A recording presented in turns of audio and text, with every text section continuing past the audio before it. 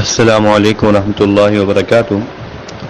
ربیع الاول کے تعلق سے کچھ غلط فہمیاں لوگوں میں پائی جا رہی ہیں، اس کے ازالے کے طور پر چند باتیں کہنی ہیں۔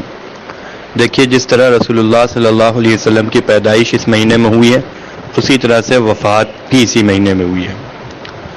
نہ ہی حضور صلی اللہ علیہ وسلم کی پیدائش کو بنیاد بنا کر اس پورے مہینے کو خاص جشن کا مہینہ قرار دیا جا سکتا ہے، اور نہ ہی حضور صلی اللہ علیہ وسلم کی وفات کو بنیاد بنا کر اس پورے مہینے کو غم کا مہینہ قرار دیا جا سکتا ہے۔ پیدائش پر خوشی ہونا ایک فطری چیز ہے، اور وفات پر غم کا ہونا ایک فطری چیز ہے۔ جو شخص جو ذات جتنی اعلیٰ ہوگی، اس کی پیدائش پر اتنی خوشی ہوگی اور اس کی وفات پر اتنا غم ہوگا۔ ظاہر ہے رسول اللہ صلی اللہ علیہ وسلم کی ذات تمام ذاتوں میں سب سے اعلیٰ ہے، تو حضور صلی اللہ علیہ وسلم کی پیدائش پر خوشی بھی سب سے زیادہ ہوگی۔ اب دیکھیے، حضور صلی اللہ علیہ وسلم جس وقت پیدا ہوئے اس وقت خوشیاں منائی گئیں، سب نے خوشیاں منائیں۔ بعض روایات میں حضرت جبریل کے، فرشتوں کی خوشیاں اور طرح طرح کی باتیں آتی ہیں، جس سے یہ پتہ چلتا ہے حضور صلی اللہ علیہ وسلم کی پیدائش کے موقع پر ایک خوشی کی فضا اللہ تعالیٰ نے پورے عالم میں تقریباً قائم کر دی۔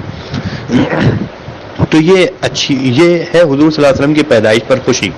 اسی طرح سے جب رسول اللہ صلی اللہ علیہ وسلم کی وفات ہوئی تو تمام صحابہ اکرام رضی اللہ تعالیٰ عنہ اجمعین پر گویا کہ غم کا پہاڑ ٹوٹ پڑا۔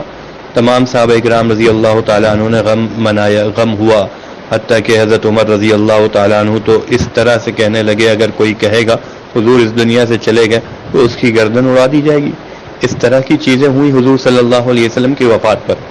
اب سوال یہ ہے، پیدائش ہوئی، خوشی منی گئی، وفات ہوئی، غم منایا گیا، اب کب تک اس خوشی کا جشن منایا جائے گا؟ کب تک اس خوشی کا جشن منایا جائے گا؟ ایک ہے امت کو حضور کی امت میں ہونے کی خوشی، حضور سے نسبت کی خوشی، حضور کے وجود کی خوشی، یہ تو ہر شخص کو ہے، لیکن مسئلہ یہ ہے کہ کب تک جشن منایا جائے گا۔ ہم دیکھتے ہیں حضور صلی اللہ علیہ وسلم کی پیدائش کے بعد کیا صحابہ کرام نے ہر سال جشن منایا؟ جب ہر سال صحابہ کرام نے جشن نہیں منایا تو جشن منانے کو کیسے دین قرار دیا جا سکتا ہے؟ اگر ہاں وفات کے تعلق سے دیکھیں تو صحابہ کرام رضی اللہ تعالیٰ عنہ اجمعین کو غم تو بہت عرصے تک رہا ہے۔ میں یہ نہیں کہہ رہا کہ غم صحابہ مناتے تھے، ہاں غم رہتا تھا۔ جیسے حضرت بلال حبشی رضی اللہ تعالیٰ عنہ مدینے آئے تو یادیں تازہ ہو گئیں، بے ہوش ہو گئے، اس طرح کے واقعات آتے ہیں۔ تو صحابہ کرام کو غم تو کافی عرصے تک رہا، لیکن خوشی کا جشن کتنے دن تک کے صحابہ کرام نے منایا، اس بات کا ثبوت ہمیں کوئی نہیں ملتا۔ ایک دوسری بات سمجھ لیں کہ جو وقت ہے وہ گزر جاتا ہے، دوبارہ گزرا ہوا وقت کبھی نہیں آتا ہے۔ اگر ہم یہ کہتے ہیں کہ حضور صلی اللہ علیہ وسلم کی پیدائش ہوئی، اس پر جشن منایا جائے، تو کیا جیسے کل 12 ربیع الاول آئے گا، کیا اس دن حضور کی پیدائش ہوئی؟ حضور کی پیدائش تو ہو چکی، اب وہ دن کبھی آ ہی نہیں سکتا جس دن رسول اللہ صلی اللہ علیہ وسلم کی پیدائش ہوئی۔ جب وہ دن کبھی آ ہی نہیں سکتا تو اس دن کو جشن کا دن کیسے قرار دیا جا سکتا ہے؟ یہ تو علامات کے طور پر ہیں، مہینے اور دن اور تاریخ، تو اس میں یہ کہہ دیا جائے کہ یہ جشن کے دن ہو جائیں گے، نہیں، وہ دن تو ختم ہو گیا جس دن رسول اللہ صلی اللہ علیہ وسلم کی پیدائش ہوئی۔ تیسری بات، اگر جشن منا ہی جائے گا تو پھر آپ ربیع الاول کے مہینے یعنی سال ہی کو کیوں اہمیت دیتے ہیں؟ بھائی رسول اللہ صلی اللہ علیہ وسلم کی پیدائش چلیے آپ کے نزدیک 12 ربیع الاول کو ہوئی، تو 12 تاریخ کو ہوئی، تو 12 تاریخ کا کیا قصور ہے؟ ہر مہینے کے 12 تاریخ کو جشن منائیے۔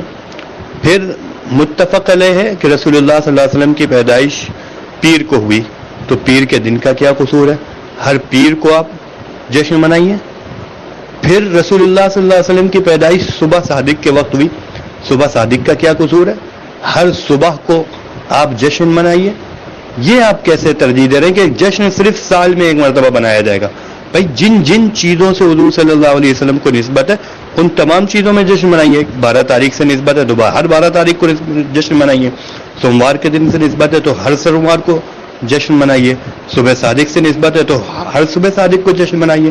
اچھا، اور دیکھیے، 11 کی رات سے جشن شروع ہوتا ہے اور حضور صلی اللہ علیہ وسلم کی پیدائش ہوئی ہے صبح کے وقت میں، اور یہ 3-4 بجے تک پورا جشن ختم ہو کر، یعنی جو عین پیدائش کا وقت ہے اس وقت سب جا کے اپنے بستروں پر سو جاتے ہیں. تو یہ کیسے کہا جائے گا کہ آپ رسول اللہ صلی اللہ علیہ وسلم کی پیدائش کے وقت پر خوشی منا رہے ہیں؟ یہ تو کسی اعتبار سے بھی نہیں کہا جا سکتا. تو بہرحال یہ تمام چیزیں دین میں نہیں ہیں. دین وہ ہے جو رسول اللہ صلی اللہ علیہ وسلم نے دے دیا.